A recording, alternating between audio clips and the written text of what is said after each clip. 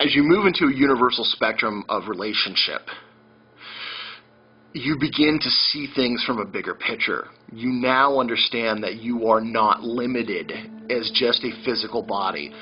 You begin to really feel an expansion of who you are. This is very important because, one, the fear of death goes away. You're no longer afraid because you will see one of the many potential realms that you will end up in. You understand that your consciousness travels, is not linked to a physical body.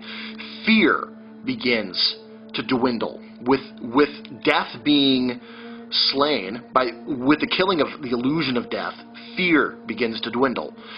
You begin to see, wow, there is so much potential for liberation here, that my physical body must at some point step into this as well, because after you take care of your planetary bodies and get them to a place that you want them to be, your physical body must manifest into that open reality of healthy, strong, fearless, and free.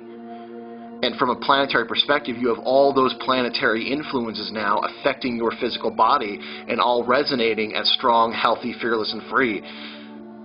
I think that's one of the major reasons that a lot of us in this particular community have such a hard time dealing, because we're so ready, we're breaking out of the mold, that it's sometimes it feels like a psychotic break, because myself and others are just kind of like manifesting along at warp speed, and other people jump in and they begin to manifest, and so we have all this big manifesting of freedom, fearlessness, healthy, strong bodies, minds, sharp, fierce intellects that come from this, and the rest of the world just kind of seems to lag behind and enjoy their slavery.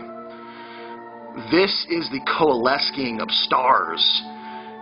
Little by little, humanity wakes up, and like little sparks of flame shoot out, and this swirling mist of light of what once was like this opaque sky of dullness, of this slumbering intellect of like collective humanity. Sparks of inspiration are firing off, and so we have like fiery stardust that just begins to coalesce and swirl, and these are all the intellects that are waking up and coming together and whirling forth and not allowing anything to control them or keep them contrived or strange or twist them anymore. This process will help you speed that up. As you visit each of your planetary bodies, you need to tell them in a psychic transfer, in a telepathic way, as you're looking at them, that they are seen, that they are known, that they are loved. Let them know that, because that means a lot to them. That means a lot to you. They are you. That they are seen, that they are recognized, that they are loved. If you see things that would suggest that they're wounded, mistreated, tell them they can heal. You're not at the point now where I want you to actually go physically or energetically affect them, because you just making the relationship with them is going to get them healthier. You establishing stronger the links between you and them is going to help things. I have seen in my own, and I've heard other people come upon one or two of their planetary bodies that looked like they had been recently raped, recently chained, beaten, whipped, whatever. You have to maintain your composure, because my initial response is I want to fucking berserker rage and go find what did this, but I'm glad at the time I didn't. My mentors are very good. They had me hold back.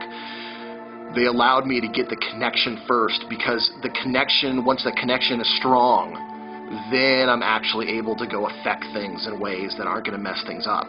This is somewhat of a delicate energetic system at first, but once you get all those branches of the tree in your middle pillar, which is the grand trunk, which is the mighty oak of the cosmos, oh man, Woe to they who have harmed you.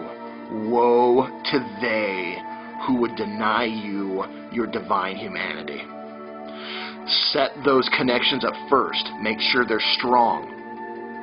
Get to know these bodies. They will respond in kind. There will be a great deal of emotional connection once you make visual contact, I guess, and feel and see yourself. Some of them might not be all that bad. Don't create a hell story. Don't create a situation feeling like you need to have some sort of experience. You don't. Just see what's there and accept what's there and make right what is wrong for as much as you can. Or if it's not broke, don't fix. See them, experience them, allow that awareness of both of you. It's like you walked into a mirror and you're seeing your planetary self, that realm. Because it's very much that's what it is. Tell them that they are seen, they are recognized, and they are loved. And then let them go.